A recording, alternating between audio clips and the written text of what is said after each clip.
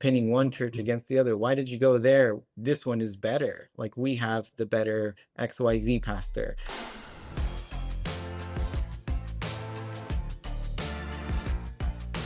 Welcome back to the Planted Podcast, where discipleship takes root.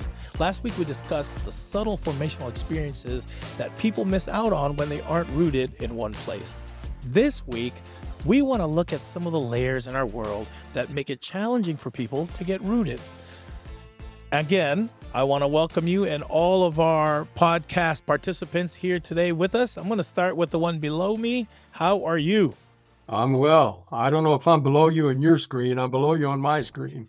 So greetings, Randy Roberts from Loma Linda. Darren Thurber from Calamasa. I'm Tara Van Cross from Azure Hills Church. Manny Vitug from Loma Linda Filipino Church. Wally Peralta from Redlands Church. It is good to be together with you all again. I hope that you're doing well. And let's kick this conversation off. So there are definitely some layers in our world today that creates challenges for people, whether we as human beings recognize it or not. There are all kinds of principalities and institutions and things that are happening around us, constantly vying for us and our attention. I want to just talk about that and how that might create some challenges for us in the way we want to get rooted to one place. Is that all right? Mm-hmm. Cool. Here's the first one. I just want to name it because we all are part of it. Being part of the Seventh-day Adventist denomination. It's a global church. It's a beautiful church. We're all part of that. We love this faith tradition. But because we all identify as Adventists, sometimes the local space of commitment for us kind of dwindles because we see ourselves as all one people in one body, right? So like, because I identify as an Adventist, that's kind of a global name. And, we all love haystacks and we're vegetarian and all the other stuff that come along with that. How does that affect our ability to be more local? And how do we create a balance for that? I'll start with Randy. Randy, what do you think?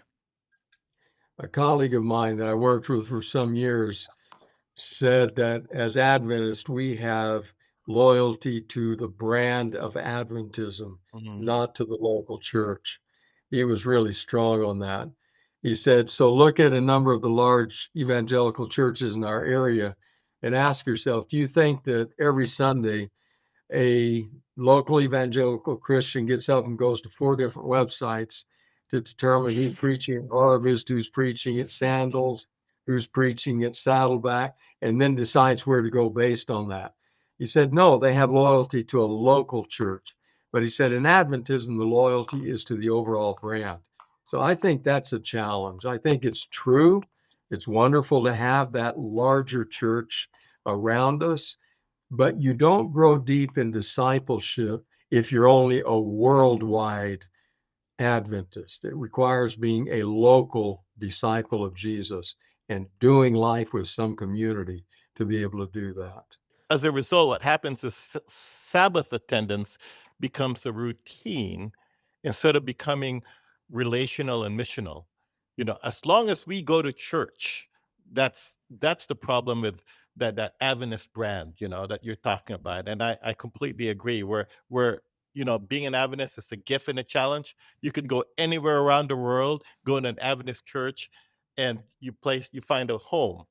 But at the same time, right, as you were talking about, we're more about the brand of being a Sabbath attender. The way you say that, Manny, makes it feel a little bit like we're kind of like Starbucks on every corner. In Loma Linda, it is. Well, whatever franchise you name, that Panera, that Starbucks, that McDonald's, whatever it is that you're going into, that feeling of you're not picking it because of the local owner, right? You're picking it because of the global name. We have that real challenge.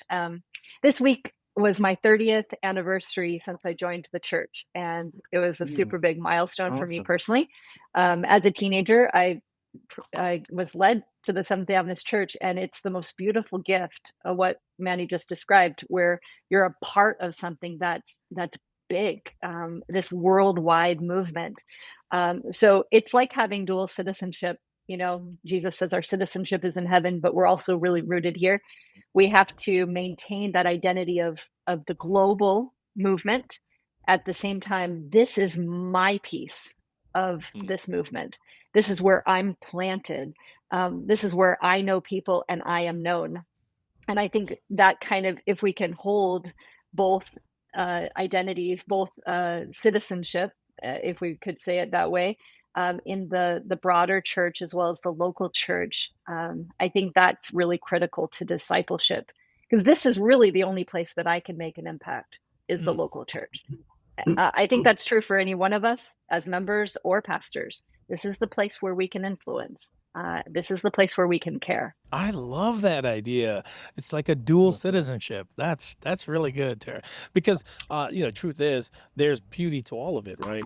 Like Mm-hmm. being a part of such a global body it's if you go anywhere in the world, there's a sense of familiarity and comfort and family and home when you step into one of these amazing churches, and yet we can appreciate that, we can value that, and also have a deep sense of priority for our local home. One of the layers that it might add in terms of challenges when we think of a global church versus a local church is, the Bible teaches a lot about freedom, and being free in Christ. But for some reason, commitment doesn't feel that way.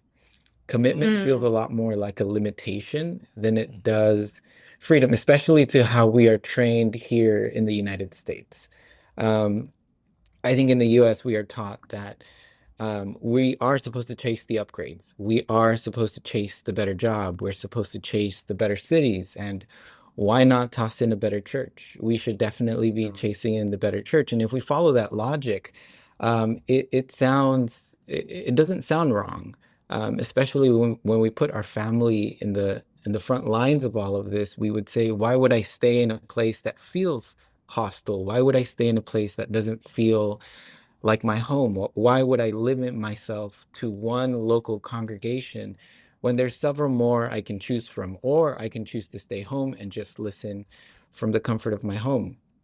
And I think that is a huge setback when it comes to um, talking about staying committed in one place. I mean, how do you fight that kind of logic? How do you fight that kind of train of thought of saying, go chase something that's better? How can you tell someone, no, you should stay here, even if you don't think this is better, even if you don't think this is the way it used to be? Because we've all heard that this church is not the way it used to be. This is not how I remember it being. And I'm here because it used to be this way and now it's not. And I think a lot of the times commitment does feel like a limitation and not like freedom, which is what we promote a lot and what the Bible promotes a lot is freedom. I think maybe going along with that too, that line of thinking of chasing after what's better, just culturally, we live in a world that doesn't want to bundle everything in one place anymore. It used to be that you'd bundle your TV and your internet and your phone with one carrier. And now I have so many streaming services, and whenever I've watched whatever I like on Apple TV Plus, I cancel that for a couple months, and I sign up for Hulu for a couple months, and whenever I've watched all the shows on there I like, I cancel that, and I'm back on Netflix for a while, and that's the world we live in, and it's hard to fight against that too. I think that kind of we don't have to bundle anything anymore. We're going to pick and choose has bled into the church and makes it challenging for people to get rooted. But I think also how you guys were all talking about, we're dual citizens and it's great to be part of the world church and how that sometimes creates challenges to be rooted. I think in the IE, in our area that has so many churches, and I know I mentioned this last episode that they're doing a lot of great ministry. I think in addition to there's a lot of close friends or family that we have that go to various churches. And I think that creates a complication down here. Just one example, and this is not a bad thing. This is a way in which our Adventist church as a whole in the IE is good, but we had a family that was at our church. One of the people had family at one church in the area. The other person had family at another church in the area. And there was still some small group midweek things at our church that one of the spouses found meaningful. And so this family is going to 3 different places on Sabbath mornings during the week, trying to still find community, trying to still disciple their kids. And so there's ways in which I think it's unavoidable at times because we have so many friends or family, but that also I think adds to the challenge of knowing where can I really get rooted. My in-laws invited me to church at this place this week, or my friends playing music at this church this week, and we get pulled in so many different directions because we are such an interconnected Adventist family. Wow. I had someone that I happen to know fairly well talk with me at one point, attending a church in the area, and there were some real challenges going on with something. And I just encourage this person. I know them well, love to have them as part of our church, but said, you've been part of this church, and I named it for a long time. You need to stay. You have a community there. People know you and love you. You know and love people. You need to stay and work through the challenges there. And they did, and they're doing great now. Often, not always, but often the best choice is to stay and grow deep, work through conflict, reconcile, or learn to live with situations that aren't always comfortable. There are times, I admit it, when making a shift can be of value. Sadly, that's true even in things like marriage. But I think the option to kind of break and run should be way down the list of options and priorities in a whole range of ways in our lives. Filipinos, we love to eat, right? But in our church, we always have potluck. I'm joining Manny's church. Yeah, I'm coming, man. But let's face it. One thing with potluck is for potluck to work, you've got to bring something to the table. And I think oftentimes we see church more as a restaurant where you want to be served instead of what can I bring to the table. And and and we have great restaurants, churches in the area. But what do you miss out, right? When you yourself think, what can I bring to the table? And I think that's one of the challenges. We it almost feels like Amazon versus let me shop at the local place right here in my community. yeah. So aside from the special events like Darren was just talking about, when we're there invited by someone for their baptism or other things that he referenced earlier, I think it's in scripture, there's all these times where the elders were weeping over Paul as they sent him off. There's times when they prayed over someone because they were being led by God to a new place of service. And so I think a real discernment question for me in my life and for others comes from Emily P. Freeman. And she says, am I being led by love or pushed by fear? Because there are times when it's not comfortable to be led on, but God is calling us to service. I think for most of us, though, if we were to really be honest and boil it down, it has more to do with us than others. We tend to do this thing, all of us, where we source things that we like from spiritual communities as if like I like to eat Thai food sometimes, or maybe it's Greek this week, and we do that. Like, so I pluck and choose what I like because I think we live in the kind of world that allows for us to do that. And so that muscle practice that we use on a daily basis, I think kind of translates over into church. And so I might like something over here. Loma is going to give me some. I'm going to take a bit of that. And then I'm going to take a little bit from Loma Filipino. They're doing potluck. I'm going to show up for that. And all of these spaces want to invite people in. All of our spaces, we want to invite people to come and partake and be a part of that life rhythm. But it does not create a deep sense of me bringing something to this space it creates more of a me coming to take something from this space. A little bit consumeristic. I think that's kind of a strong word. Not everyone is like that, but we do live in a very consumeristic world, and so we come to most spaces in our lives where we can consume it. And I wonder if maybe sometimes we treat church like that in our practice. We may not say it out loud, but we say things like, "Oh man, I was blessed today. The pastor brought it," or "Oh, the praise was hidden," or that's my vibe. And all of those kind of point to something deeper than just enjoying that moment or that event. It speaks to a self-centeredness in all of us, right? That I need to feel this thing about me. Yeah, I think one of the challenges that I have recently been made aware of, and sometimes we don't notice it because we're looking at this from the point of view of lead pastors of a church. But recently, I have seen a church member that has love for God, and I know they've been at churches because they've told me what churches they've been, but they don't necessarily have a pulpit to announce that they're not going to be here 1 week, or they're not going to be here for a couple of weeks because of vacation or whatever life situation or invitations they might have. And I think there's this in between crowd. There's this crowd that is solidly founded in a church.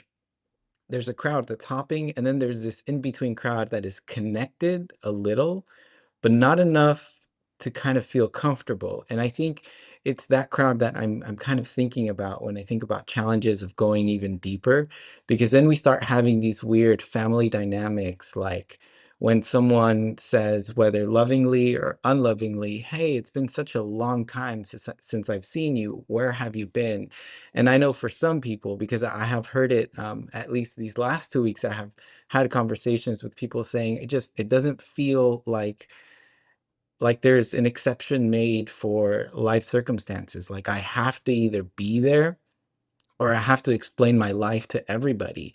But it just Mm. doesn't seem like a church community has exceptions for life to happen. And I think sometimes that does add to the layer of, well, am I really wanted here? And it could be very much a very personal thing for that Yeah. one individual.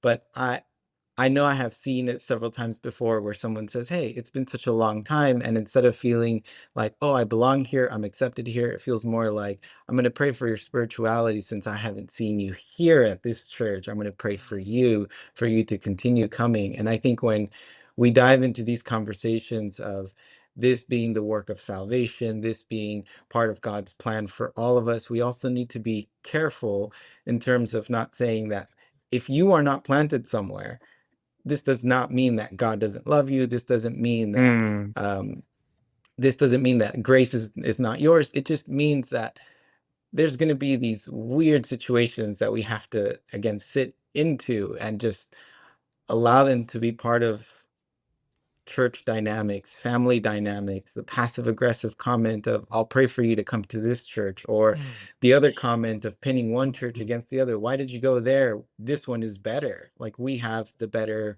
XYZ pastor." I think with those passive aggressive comments, it makes some people just feel like, well, I don't want to go there if this is a competition, or if this Right. is a matter of you evaluating my spiritual life. I don't know if this is where I want to stay. And I think it's a very careful line, I think, to walk towards or walk into when we talk about being discipled, being planted somewhere, and it does add a challenge with when someone is looking for a place to be part of, or a community to be part of. Mm. Yeah. Yeah, thank you for that. I do want to clarify saying that, Wally, that when I had mentioned consumerism just a couple minutes ago, that is obviously not everyone. That's just a layer that we have to deal with in our world, right? And thank you for Yes. sharing what you're saying. Like, please, if you're listening in, don't take. No one is making any judgment calls about anyone. What we're Right. trying to what we're trying to promote here is the practice, the spiritual formation of being committed and growing Yes. deeply in one place. And listen, there are all kinds of spiritual practices, formations that many of us are not good at. Like I'm not a faster, but that doesn't want to happen. I'm losing at that. But there are beautiful, wonderful things about all of these practices that create a deeper sense of discipleship. And this is Hmm. one that I think we as pastors long for our members, long for each other, that we find this deep wellspring of life, being rooted. So, Wally, thank you for what you're saying. And I just want to remind you, if you're listening in, please don't feel like we are throwing out any judgment calls about anyone. This is just the layers of experiences we're all challenged with. I think what Wally shared points to a delicate balance. A fair number of years ago, our team decided there are a lot of people who slip away from church and will later say, I left that church or I left church. Nobody contacted me. Nobody asked me what happened. We thought we don't want that to Yes. happen. So we kind of agreed together and we set up a little bit of a system that we would reach out to people who were missing and just let them know you're missed. Hope all is well. We had such a negative response to that we Oh, just continued it. Of people Mm. saying, "Well, you checking up on me? You know, you're keeping track. You what?" And we're like, that was not the spirit in which we were trying to do it. And so we actually pulled back from that. So what I do now, like if somebody comes who hasn't been here in a while, I try to resist the urge to ask any questions. Just welcome them warmly. Great to see you today. So glad you're here. And then move on into other conversational realities. I want them to know I'm glad they're here, but I kind of stay away from asking, have you been over at Icky's church? No. Ouch. The truth is, for all of us, though, is I think we miss the importance of one person's presence. It can be really easy for someone to believe the lie that my presence doesn't matter there.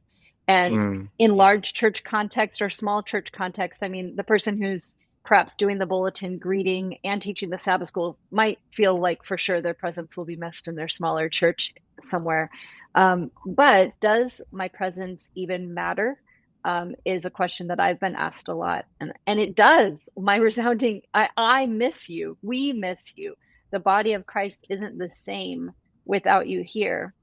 And someone, actually, Sabbath before last, I greet at the door. So I was talking with people at the door, and someone was crying and said that they saw someone else. And so they started crying because they didn't realize how much their presence meant, to have them there in church. And Mm. I think that the person who was seen, was surprised by that, but the person who was seeing them was also feeling that way. I think we underestimate how much of a difference each one of us make in a space. And this is us encouraging, inspiring, and celebrating that very idea. Regularly from the front, I'll invite people. Hey, if you're visiting, thanks for visiting, and also wherever you're visiting from, make sure you're clinging on to that place. Make sure that you're digging down there, because listen, everyone visits, and that's totally great. You know, like there's a week where you're going to be in this place, and it's please, you're welcomed here as a visitor, but also be wherever you're coming from or wherever you feel called to. Like, I celebrate that. I want you to dig deep into the Loma Linda Filipino Church. If that's where you're rooted and you feel like you're being formed in the likeness of Christ in that unique space, do that. But please do that. If it's, Loma Linda University or Redlands or wherever it is, my desire is for people to find that deep sense of commitment. And it doesn't have to be it doesn't have to be the last university church. If you're here with me, be here, draw deep. If you're visiting, great. But there's something special, right, about this process where we're crying together, we're walking together, we're laughing together, we're growing together. That's a beautiful thing. We're actually towards the back end of our time. So I do want to look at the book of Hebrews chapter 10, verse 24 to 25. There's this beautiful little passage here, and let us consider how we may spur one another on towards love and good deeds, not giving up meeting together as some are in the habit of doing, but encouraging one another, and all the more as you see the day approaching. Obviously, contextually, this is a thing that's happening to a faith community that's it's in its infancy. But I think the idea there and the spirit is a very good one for us today when we're thinking about sharing with people and inviting people to not give up being together and spurring on each other towards love.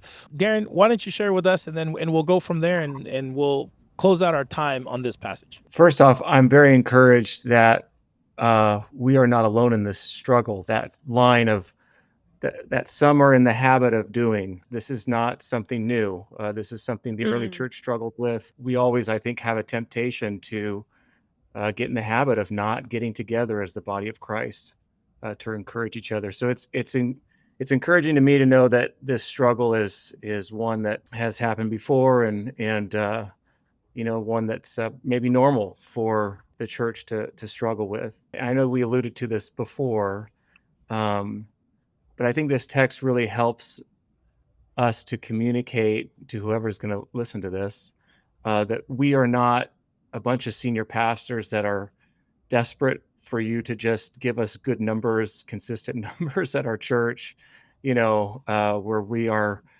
just stay in one place, for crying out loud. Kind of, that's not how we're approaching this. It's because of who Jesus is and what he has done. And because of that, let's draw near to God. Let's hold on to our hope, and let's do good deeds for others. Let's love others. Let's encourage each other to do that. And the way in which we will be able to accomplish those three things well, because of who God is and what he's done for us, is if we get together. That's why we care about being rooted, is because we want to see people draw near to God. We want to see people's lives changed by the good deeds that God's people are doing, and we want to hold on to our hope. And so I think that's a really great text, Icky, that you've highlighted for us today, because hopefully it's communicating to people that this is where our heart is. The majority of times that the Greek word that in English is translated disciples, mathetes, appears in the New Testament, it appears in the plural. The times when it's singular tend to be times in Jesus' teaching ministry, like when he says, a disciple is not greater than her teacher, and he uses the singular there. But largely it's in the plural, and I think that communicates something. It communicates that we grow in the discipleship journey when we're in community with others. That's a critical part of it.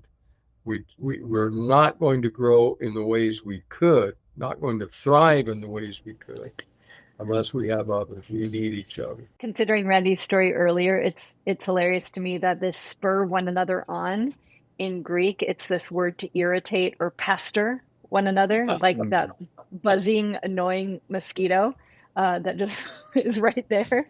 So there's this sense, I love that the text starts out considering, because there's so many one another passages. We are concerned with, the Greek says, to be concerned with and have our eyes fixed on the other.